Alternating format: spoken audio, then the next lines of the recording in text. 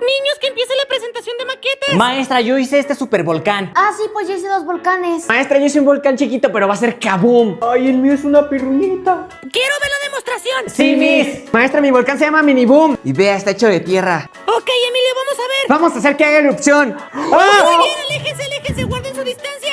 No pasó nada. ¡Impresionante! Y deje que vea el mío. Tu turno, Selene. Maestra, como puede ver, mi volcán tiene 2 cráteres. Uno de hielo y uno de fuego. Muy bien, Selene. ¡Ay! ¡No lo espantes!